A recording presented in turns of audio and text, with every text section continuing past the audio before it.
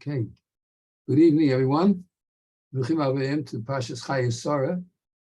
We're going to be starting our schedule today with the share screen. I'm going to share the following with you. Okay. You can see this medrash that's in front of us over here. It's a medrash that I've discussed many times. I just want to show it to everybody just for a moment, and we're going to just comment on it for a short moment and then go to another share. We know the Parsha begins with the words Vayiyu Chaya Sara, that Sara was Meya Shana ve'esrim shanim ve'esrim shana ve'sheva shanim, that Sara lived 127 years. The Medrash Rabbah, and you'll read it with me. It's in the black outlined over here. You see it in front of you. The Medrash Rabbah says as follows: Rabbi Akiva haya yoshev v'doresh. Rabbi Akiva was sitting and darshaning a drasha for all the Talmidim. This was at the time of Rabbi Akiva's life. He was alive and he was darshaning, right? But Tzibur misnam name. And the Tzibur, the people, were falling asleep. They were misnam name. They were dozing off. Bikesh le'oraran. So he wanted to wake them up. Omar, he said, Maro asa Esther shetimloch al sheva ve'esim umeyo Medina. How come Esther was able to rule over 127 provinces? Ella, I'll tell you why she was able to rule over 127 provinces. Tavo Esther, she'hayisa bas bito shel Sara. Let Esther come. She was the granddaughter of Sara Imenu. Now, she wasn't a literal granddaughter, of course, but she was the ancestor. She was the descendant of Sara Imenu, right? So, Tovo Esther Shahisa Basbita Shel Sara, let Esther come, who was the great granddaughter of Sara, right? Shahisa Kuf V'Chav V'Zayin, who was 127 years old, the Timloch Al Kuf V'Chav V'Zayin Medinos. And now let Esther rule over 127 provinces. Sara Imenu lived 127 years. So Esther is gonna rule over 127 provinces. Rabbi Akiva was giving a drasha, everybody was falling asleep. So he wanted to wake them up. So he tells them this fantastic piece of information. It's very outlandish. Why was Esther virtuously found to rule over 127 provinces? Because Sara was 127 years old. Would this wake them up? Yeah. And why? I don't know, just coincidence, I don't know. Nice story. Yeah. First of all, is this really so? You mean to tell me Esther ruled over 127 provinces because Sara was 127 years old? What's one thing I do with the other? Furthermore, if Rabbi Akiva is giving a drasha, now, I mean, if I give a drasha and people fall asleep, I understand. But we're talking here about Rabbi Akiva, right? Rabbi Akiva, imagine if Rabbi Akiva came to our shul and would give a drasha. You think anybody would fall asleep? They'd all be shivering in their pants over there from the greatness of Rabbi Akiva. So they wouldn't fall asleep. How come they were falling asleep over there? Why were they falling asleep? Okay, the answer is this. When did Rabbi Akiva live? Rabbi Akiva lived after the destruction of the second Beis HaMikdash. Right. Remember the story at the end of Makkas, which we recently learned?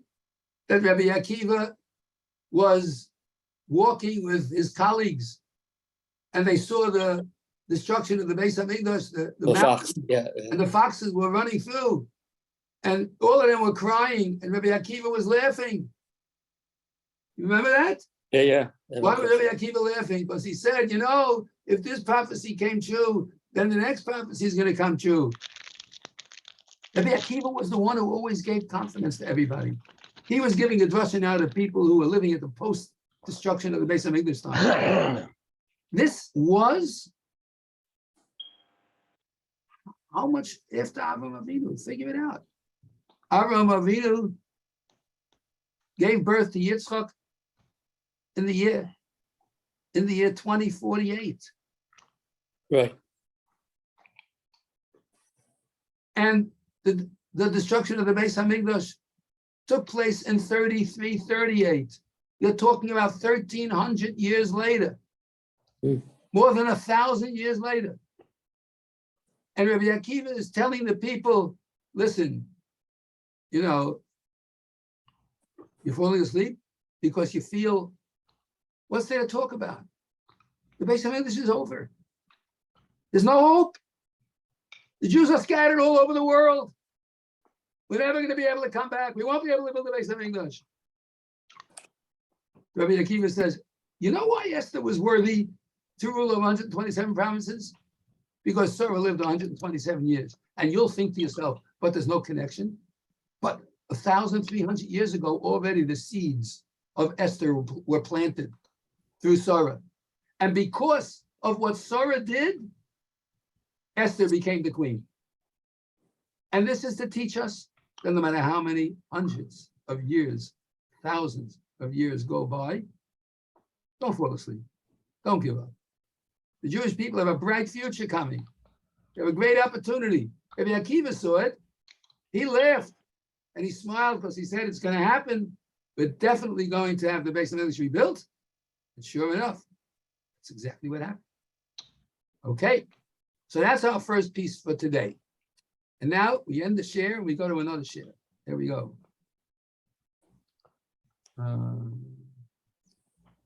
Next share screen coming right up. And let's get this. Here we go. Okay. I'm going to try to get another share here in a second. I'm trying to see if I can click on this one. Yeah, let's get this one. Stop that share. We'll go to a new share.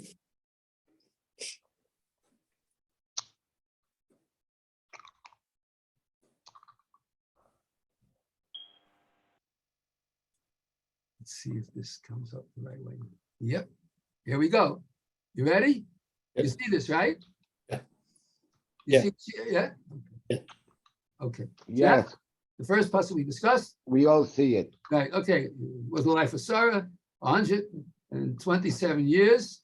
And she died in Kiryat Arba, which is Hebron, in the land of Canaan. And Avram came to mourn for Sara and to cry for us. You remember the Rashi about cry? He only cried a little bit. Okay, then there's a whole discussion here about the monetary exchange between Avram and Ephron. The one thing I want to point out at the end of this discussion is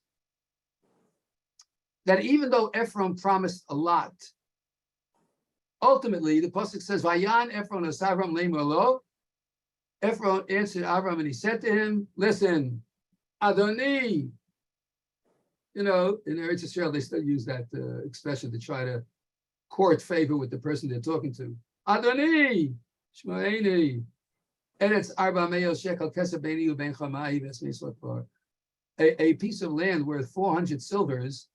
What's 400 silvers amongst the millionaires? It needs nothing. And you should know 400 silvers is a lot of money. Even by today's standards, how much is silver selling for today? An ounce of silver. Anybody know? You don't know. Look it up while you have a Mordechai is our expert here looking this up. Ounce of silver? An ounce of silver. What's it worth today? An ounce of silver. Okay. Today. Let's figure it out. Now here you have 400 silver shkolim. Okay. It's not an ounce. It's a shekel. Right? How much is an ounce of silver for today? Okay. We're going to get that information. 1 second. $21.29. 20, let's call it $20, okay? $20 an ounce, silver. Let's get this. Yep. $20 an ounce. A shekel, right? A shekel is not 1 ounce of silver, but a shekel today is about, it costs about $50 today. So like 2. A So then shekel. 2 ounces of silver. The 1, 2. And it's not pure silver. Today's shekel is not pure silver, and it costs about $50. A shekel that would be pure silver would probably cost about $5,000 because it was pure silver. A shekel weighed 100 grams. You're talking about a tremendous amount over here, right? So it's like 1/4 of a pound.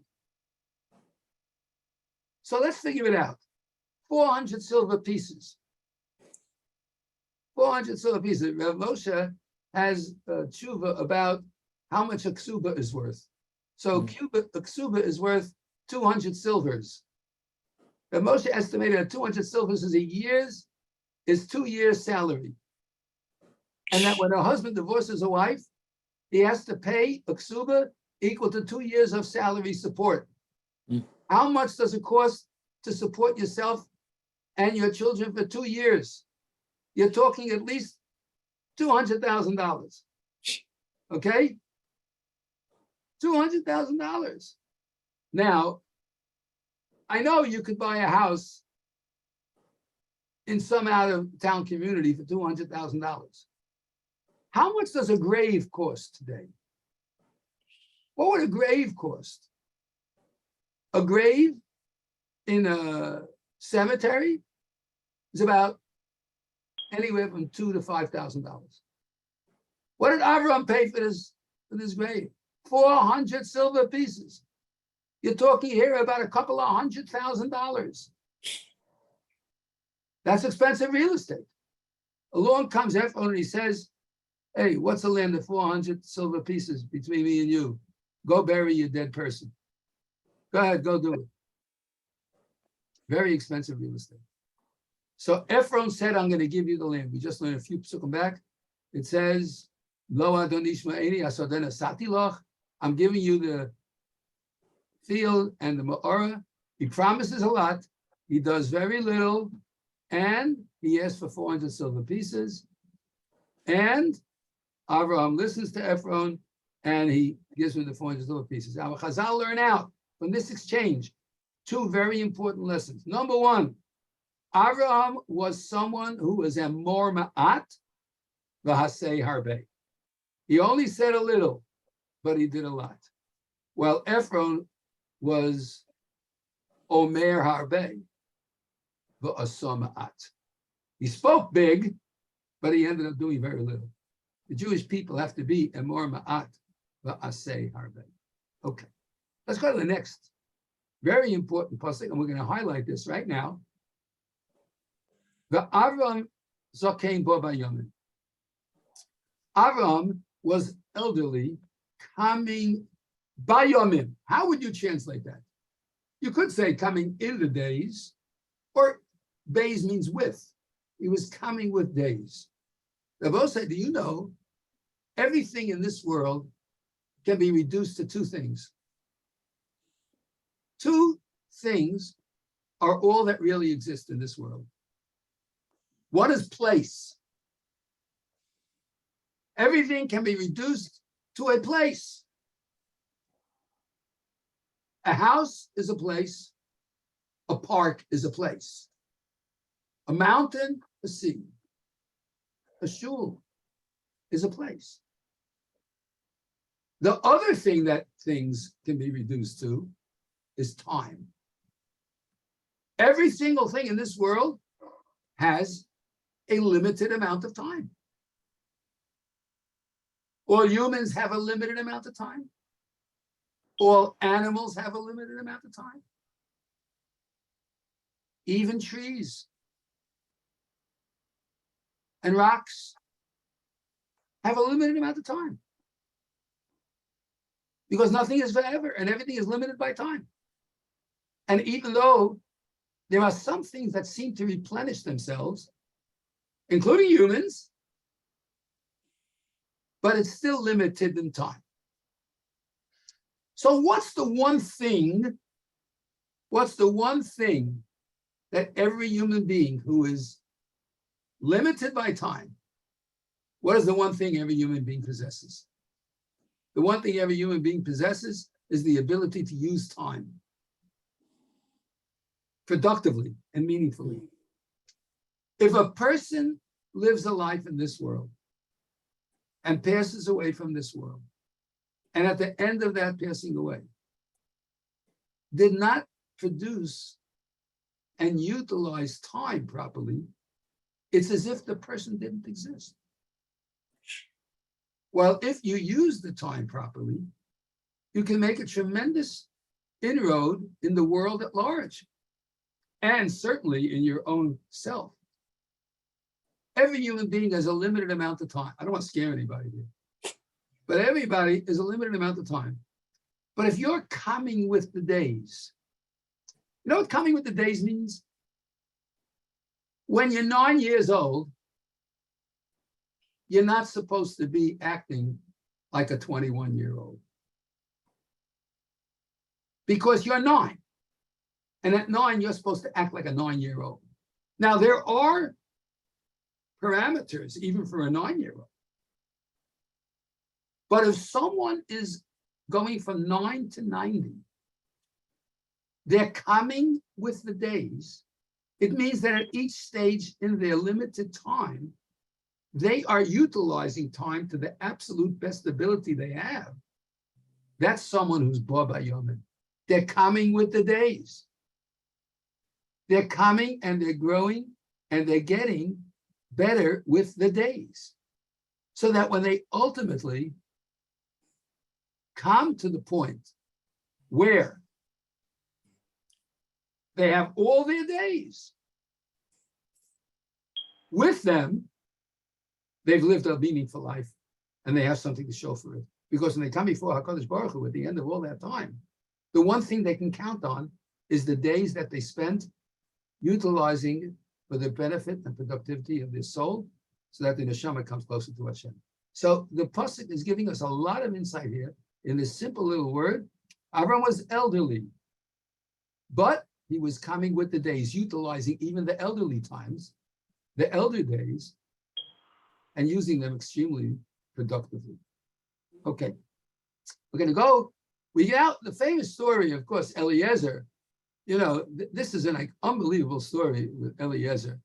And the basics of the story we're all familiar with.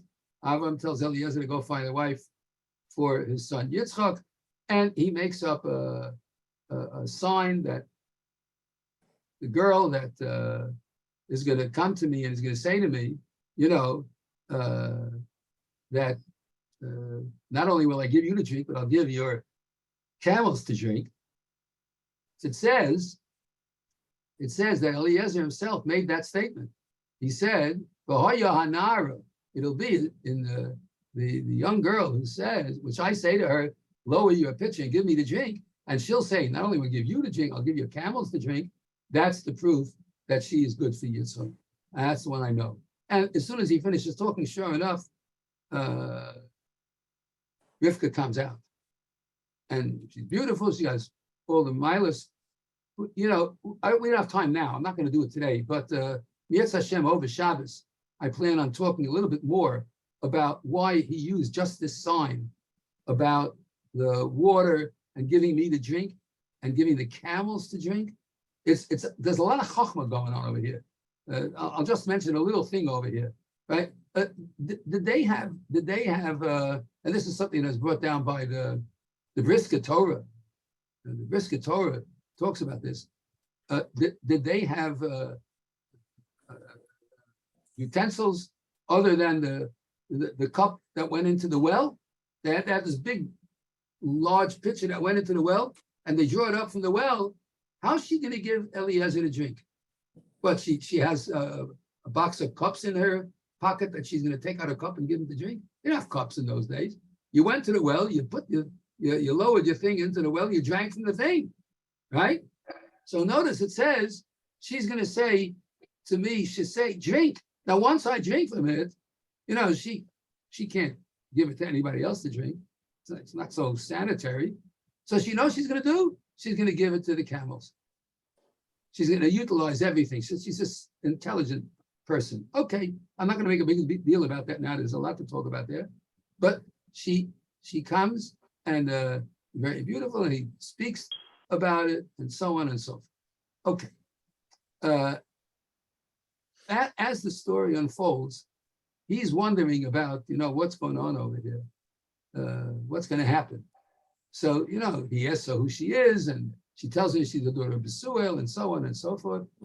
And Eliezer says, Baruch Hashem Elokei Adoni Avraham, blessed is Hashem who led me on. It's like, it's like the hand of Hashem coming out and saying to you, this is like unbelievable. How could the first girl he meets, and sure enough, she does everything that he said. It's like the shidduch is made in heaven. You can see right away that the shidduch is made in heaven. So sure enough, this goes on. And here, what happens is they offer him to eat. And he said, now watch this. And he said, when they offer him to eat, he says, Eved Avraham Anochi. I am the servant of Avraham, and Hashem beirachas Adoni me'od vayigdol. Hashem blessed me a lot, and I became great. And he starts telling the whole story. Okay, we're going to come now to the next share. Let's see if we can get it right here. Okay. We're going to try to get this share right now. I hope this is the one we're looking for. No, that's not the one we're looking for. I'll get it in a second. We have to get the next share.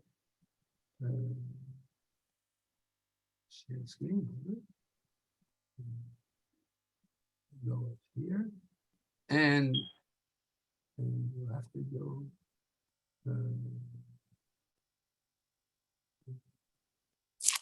Nope. Let's see if we can get it here. Okay, we'll see if we can get it here. Okay. No, this is not it. 1 second, we'll get it in a second. We're going to have it in a moment. There it is. Okay, we're going to go down and get the Rashi right now. Okay, so we get the Rashi, and it says like this.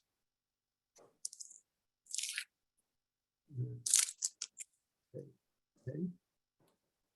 A little bit more up. I'll with you in a second. Here comes the Rashi that we need for this particular pasuk. And now it says in the pasuk,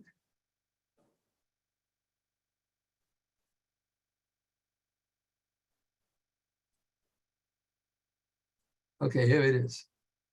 All right, you ready? Here we go. Pasuk Mem Beis. Follow me. I'm going to darken highlight just the drop. Here we are. Pasuk Mem Beis in the Rashi. Okay. Eliezer says, "V'avo hayom," and I came today to the well. Rashi makes a comment at the beginning. Hayom yotzasi v'hayom basi mikan shekofta lo haaretz. Okay, nice idea. He left Eretz Yisrael and he came to Lavan in one day. But look at this next line. This next line is unbelievable. Look at this next line. Omar Rabbi Acha says, Yofe sichoson shel avdei avos. Beautiful is the discussion of the servants of our fathers, lifnei hamakom, before Hashem, mi Torah son shel banim.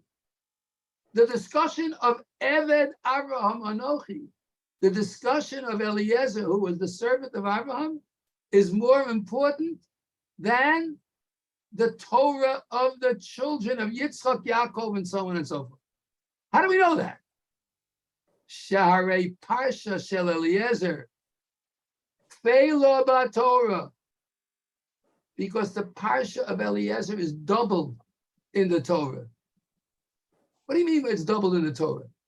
The entire Parsha Chaya Sara tells the story of Eliezer coming to the well from the third person and telling us what Eliezer made a neder about. And then Eliezer repeats the whole thing in the first person and tells the whole story over again in great detail. And Abosai, you and I both know that when it comes to learning Gemara, one word, one letter can teach a whole Gemara. And here you got 60 odd psukim repeating the entire story of Eliezer and Rivka and how they met at the well. This is amazing. Says the Rashi, Yofesi Chasan, here it is, right here. Yofesi Chasan shel Abdei Avos of Le'amako, that Hashem likes the discussion of the servants before Hashem, Mitoros and Shel Banim, more than the Torah of the children, Sharei Parsha Shel Eliezer, Kfula B'Torah, because the Parsha of Eliezer is doubled in the Torah. V'harbe Gufo Torah lo nitnu ele beremiza.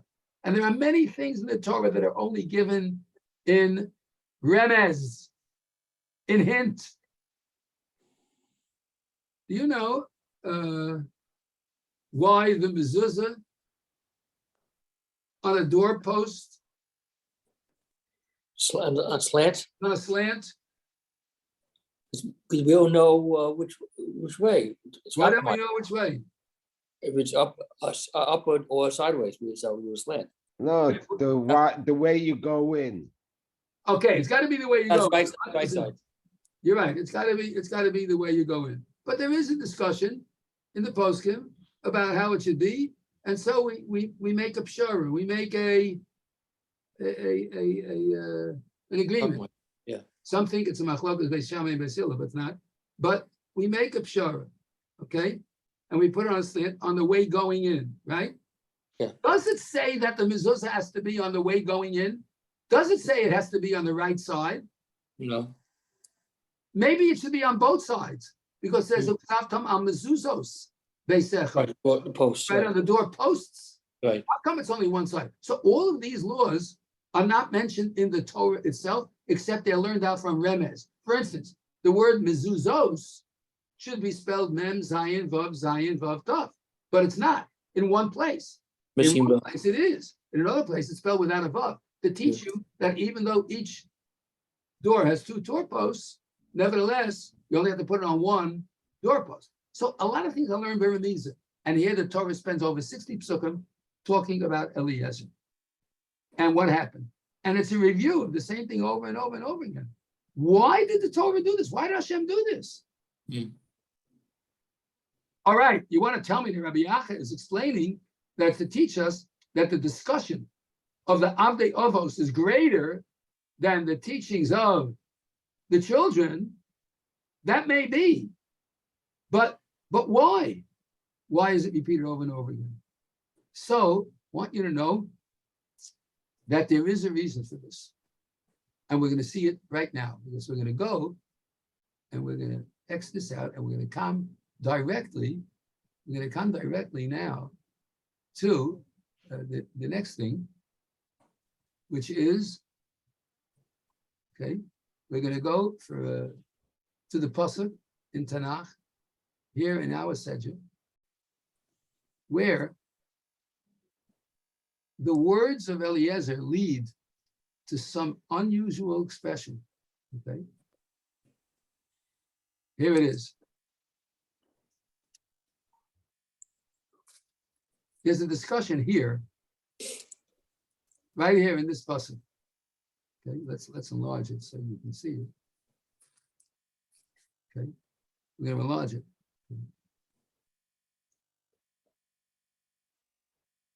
You know, Eliezer is talking in Mem Hey, and he says, before I finish davening, Rivka comes out with the pitcher on her shoulder. She goes down to the well, she draws, and I told her, give me the drink. And she goes down and she gives me the drink, and she tells my camels to drink, you know, exactly as I said. And I said to her, whose daughter are you?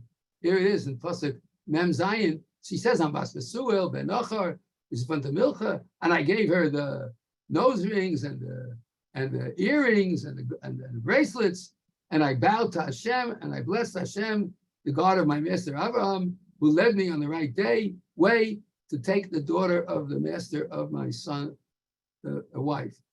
And now, here comes Memtes, okay? And now, Im Yeshchem, Osim Chesed ve'emes as Adoni, if you want to do kindness and truth with my master, Hagiduli, tell me. V'im lo, you don't want to do kindness, Hagiduli. I'll know what to do. Ve'efna al yom and al smol. I'll turn either to the right or to the left, and I'll find a girl from someone else. Watch this. Vayan Lavan u'Besuel. And Lavan and Besuel answer. You have to remember, who's the father here? Besuel. And whose name is mentioned first? Lavan, the son. Why? Mm. He's a Russian. Right. He doesn't have derech eretz to his father. Right. He's missing that very important piece of information. But look what he says. Vayomru, both of them say, and here come the crucial words right here.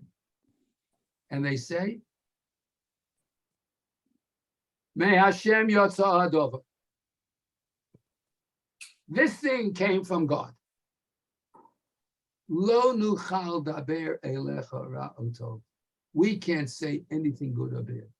Once it's clear that this comes from Hashem, lo nuchal daber elecha ra'otov. Rabbi Yaakov Kamenetsky, Zichron Lerocha, in his Sefer Time of the Krah, says this entire 67 psukim chapter, which talks about the repetition of the story with Eliezer, is because of these three words. Right. Because they admitted, these Rishayim admitted, May Hashem Hashem Yosef, Yosef. that it came from Hashem. Mm. We, the Ma'aminim B'nai Ma'aminim, how much more so every time, we should think to ourselves, when we should see the Yad Hashem in everything. Mm. Because the Torah was so taken with Eliezer's narrative that it extended 67 psukim in order that those three words be said and recorded for all time.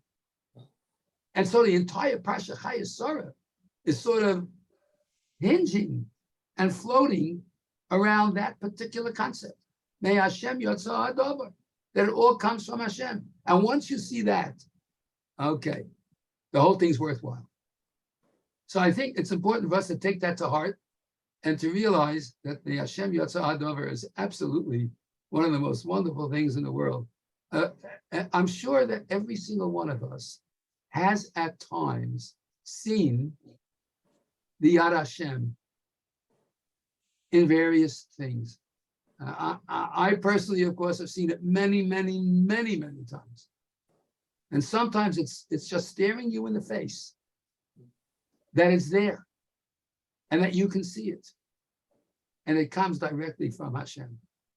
We could put a book together in our shul of people who tell over stories of Hashgacha Pratis, of the specific inspiration that comes to each and every person in an unbelievable way. I'm going to tell you one, just one. I'll give you one little insight that sent chills back down my back.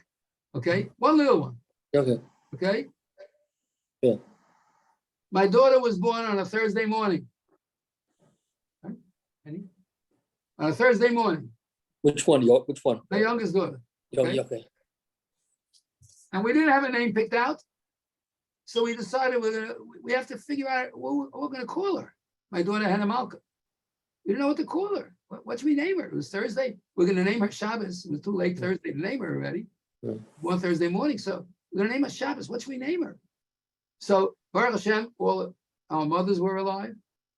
Our grandmothers already had names. There was no one to name her for.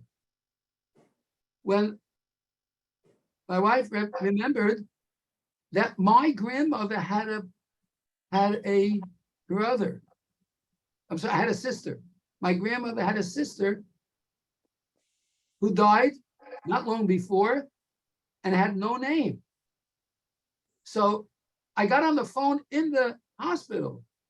They had a phone booth in Maimonides on the ground floor.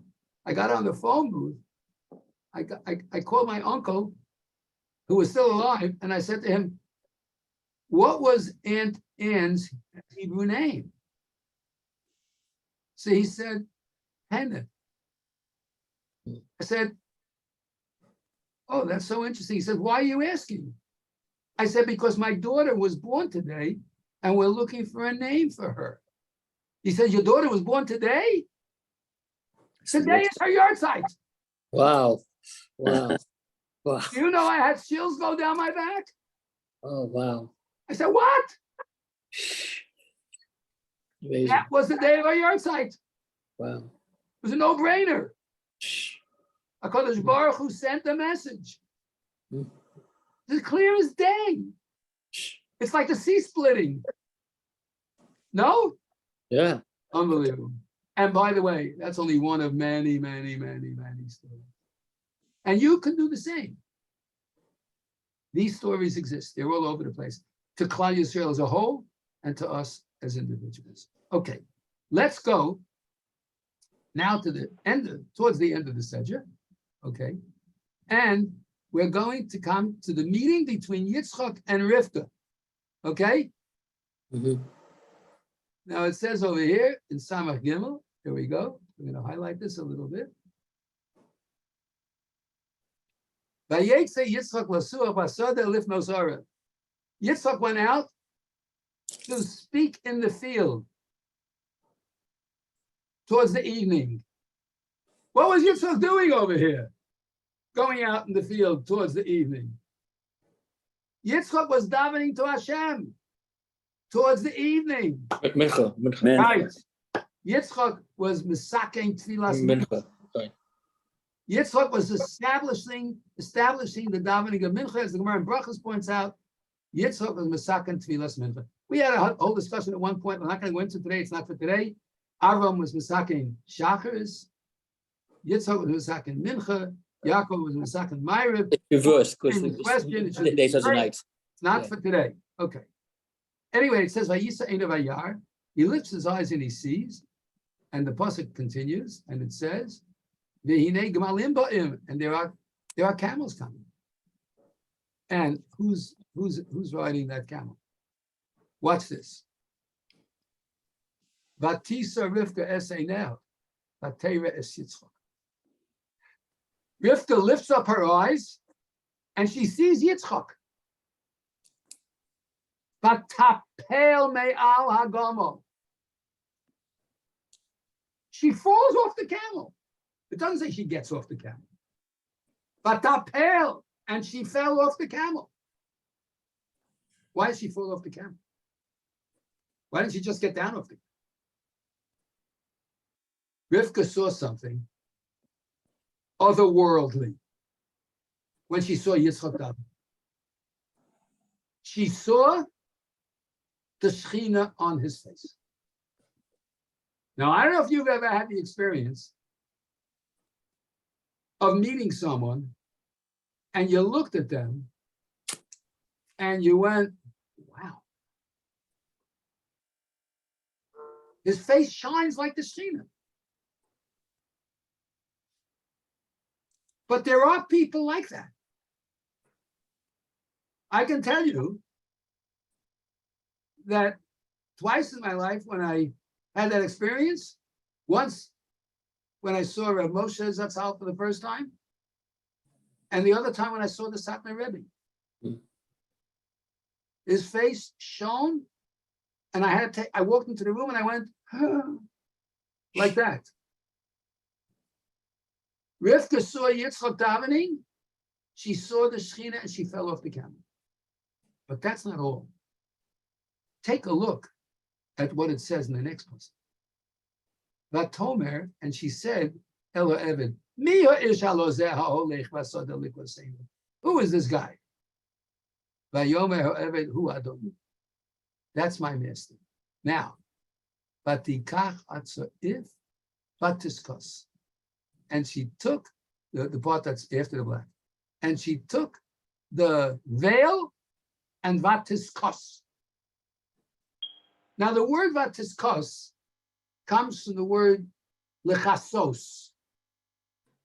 What does lechasos mean?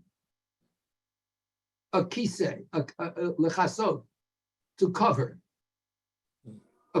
Right? Lechasos means to cover. Vatiskos is a verb form. Vatiskos, and she covered herself. Now it could have said vatichas, but it doesn't say vatichas. It says vatiskos, and she was covered. If she covered herself, it wouldn't say and she was covered. And she was covered was meaning that something else covered her. Someone else covered her. But there was no one else there. Why does it say vatiskas? And she covered herself. And by the way, this creates a tremendous problem for our good friend Rashi. And we're going to take a look at that Rashi right now. Okay. Okay, the shared window is closed. We're now going to get a new share. Here we go. New share. And I'm going to have to, oh boy, that was foolish. But all right, let's see if we go here. We'll get it over here.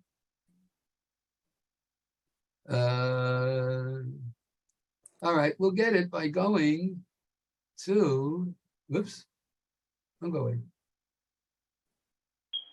Right here. Okay. We're going to get it right now. You got it? Yeah. See this? Right? Yeah. Yeah, it's the Rashi, right?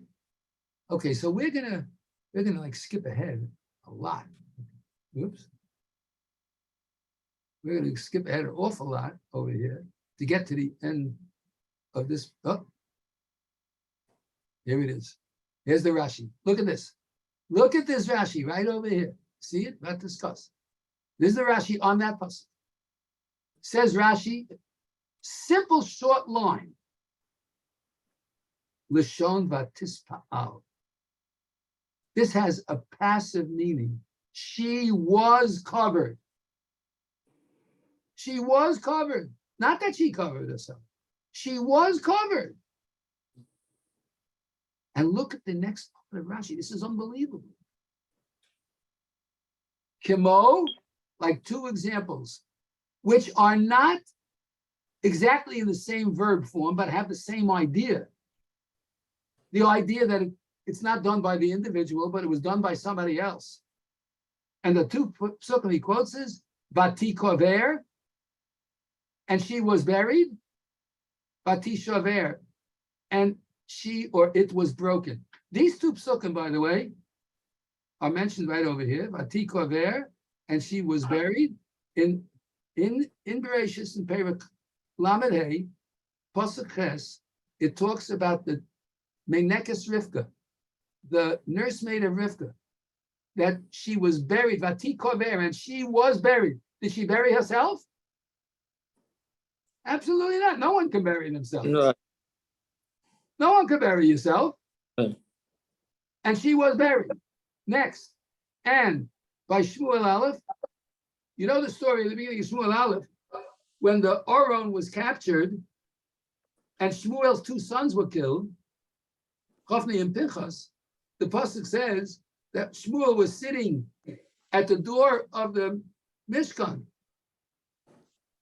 or at the gate of the city, and he heard that his sons died, and that the Aron was captured.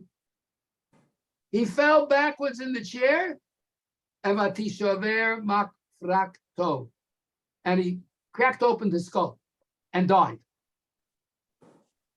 There are two things that a human being cannot do for themselves. Number one, you can't bury yourself. Number two,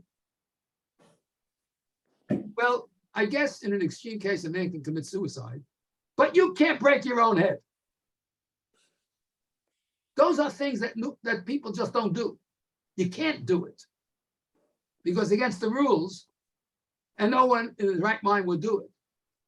The point of Rashi is Rivka, when she saw Yitzchak, she was in such a tznua, she was so modest that the covering of her face, wearing a veil in front of her future husband, was so natural to her that when she did it, it was almost as if I didn't do it myself. It just came so natural. It was as if someone else did it for me. She had such an interpersonal relationship with the concept of modesty and decency that she didn't even have to do any action. It came so naturally, it's almost as if the veil heard that that's the Yitzchak, and the veil covered her itself. The Bali Musar bring down that from this particular pasuk, you learn out how a person is supposed to strive to do mitzvahs in such a way and to be a tsunua in such a way that it becomes so natural. It becomes so reasonable in and of itself that it's almost as if I'm not doing anything. Every morning in the davening, we say, Nekadesh es shimcha ba'olam. We should make sanctified your name. Kishem shemakdishim oso b'shnei maron. The same way that the angels up in heaven sanctify God's name. Kulam ahuvim, kulam berudim, kulam giborim, and so on and so forth. But angels in heaven don't have free will. Human beings have free will. That's why in the argument between Moshe Rabbeinu and the Malachim, Hashem says, you're greater than the angels. They can't choose. They don't have a mother and father that they're required to listen to. They don't have free will. You do. So what we're saying is, Nekadesh Shimcha Ba'olam, we should sanctify Hashem's name in the world, Kishem Shemagdishim Oso B'Shmei Maro. In the same way that the angels sanctify his name up in heaven, it's almost as if we don't have free will. We do it so much out of our own will. It's such a part of us. We're so deeply involved. It's as if someone else is doing it and we're not. So our Sedra ends with that unbelievable, beautiful, beautiful note. So much of this Sedra is filled with ideas. Sara lived 127 years. Esther, 1,000 years later, reaped the reward. You know how much our ancestors put into us so that we today are getting the rewards? Thousands of years later. Schusovos, tremendous. And when it came to living his life, Avram was bought by Yamin. And when it came to repeating the story of Eliezer, the Torah goes out of its way. Why? For 3 words. May Hashem Yotzah HaDavar. And why does it say Vatikach Hatzoif? So Rashi says she did it for herself without even realizing something. It was almost as if someone else was doing it for her because the tznius was so deeply embedded in her neshama. Okay, guys. So that's it. If there are any questions, now's the time. Yeah, I have a question. Okay. Isn't there a Gemara where Eliezer made a request, but he didn't do it in the proper way, but he was granted his request? That's this request. That's Yeah. That's a famous Gemara in the Sechta Tainis, that there was some who asked Kehogan in the proper way and were answered Kehogan in the proper way. But there was one who asked Shalom Kehogan and he was still answered in the proper way. Yeah. And that was Eliezer, because anybody could have come out. You remember we learned that in the Sechta Tainis. Yeah. So Yashikalach, everybody. That's Okay. today. Have a good Shabbos. Have a good Shabbos, everyone. Shabbos. Maybe a good Shabbos and Rosh Shabbos. Hashanah. Wish you will. Shabbos tomorrow morning. See, tomorrow morning, the Daf Yomi continues. And by the way, if we can, it would be worthwhile getting the word out. We usually had a lot more people on the Thursday night shiur. I know. Yeah, so we have to try to explain. You have your friends who used to come, tell them that it is once again going on. They may have forgotten, and it's good to know that the shiur is continuing. They should Yeah, put it on it's the in board every week's outside. newsletter. Yeah. It's Yeah, in the but they newsletter. should put it on The the board newsletter. outside. I believe it's outside too. I believe so. Yeah. Okay. Whoever Shabbos, missed the Shabbos. Rebbe, she missed a lot. Yes. Yeah, good Shabbos. You're more than welcome to come all the time. Looking forward to seeing you, and the Daf Yomi too, and the Minyan too. Have a great Shabbos, everybody. Hey, Good Shabbos. and may I see tomorrow morning. Okay. Thank you, Sharon.